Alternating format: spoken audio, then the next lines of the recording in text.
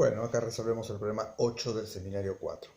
En un recipiente se introdujeron 60 gramos de cobre metálico y 6 moles de ácido nítrico y se entregó calor.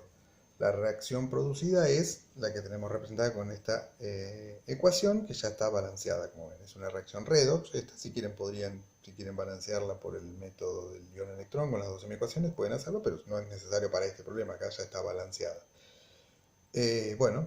Ácido nítrico más cobre nos da como productos dióxido de nitrógeno, que acá no aclara que esto es un gas, el dióxido de nitrógeno, nitrato cúprico y agua. Bien, entonces nos pide, indique la fracción de reactivo en exceso que queda sin reaccionar y la B, qué volumen de dióxido de nitrógeno medido en condiciones normales se desprende. Bueno, como ven, el problema nos plantea cantidades arbitrarias de los dos reactivos. Entonces acá, aunque no lo preguntara, es necesario ver cuál es el reactivo limitante, cuál es el que se va a consumir totalmente. Va a haber un reactivo que se va a consumir totalmente y otro que va a quedar en exceso.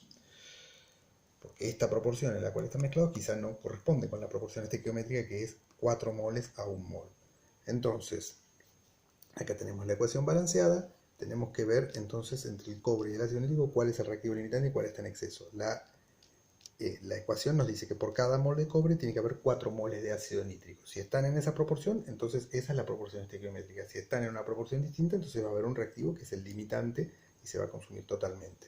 Entonces calculamos qué masa de ácido nítrico necesitamos, qué masa o cuántos moles de ácido nítrico necesitamos para reaccionar con todo el cobre.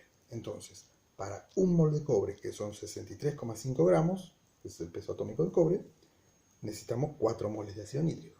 Para los 60 gramos de cobre que tenemos, esa es la cantidad de ácido nítrico que tenemos, 3,78 moles. ¿Tenemos eso? Sí, tenemos eso y más, tenemos 6 moles, tenemos más de lo que se necesita.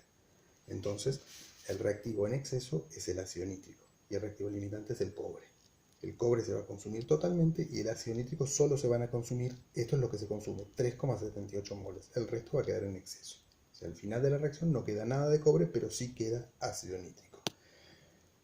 Entonces, los moles de ácido nítrico que van a quedar en exceso son los moles totales menos los que reaccionan. Estos son los moles que se consumen. Entonces, lo que queda en exceso son la diferencia, o sea, 2,22 moles.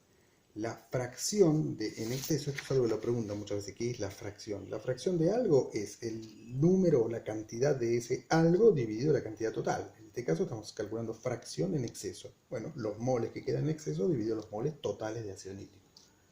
La fracción es como si fuera, es lo mismo que el porcentaje, pero sin multiplicarlo por 100. O sea, la fracción va de 0 a 1, el porcentaje va de 0 a 100. Entonces, 2,22 moles es lo que queda en exceso dividido el total. Y eso nos da 0,37. 0,37 que nada, sin unidades. Moles sobre moles, la fracción no tiene unidades. 0,37 es la fracción. Si lo quieren, multipliquen por 100 y les va a dar 37%. O sea, el 37% del ácido nítrico es lo que queda en exceso. Y la segunda pregunta, bueno, acá en la ecuación nos lo aclaraba que el dióxido de nitrógeno es un gas, por lo tanto podemos decir que un mol de dióxido de nitrógeno son 46 gramos de dióxido de nitrógeno y ocupan un volumen de 22,4 litros medidos en condiciones normales de presión y temperatura.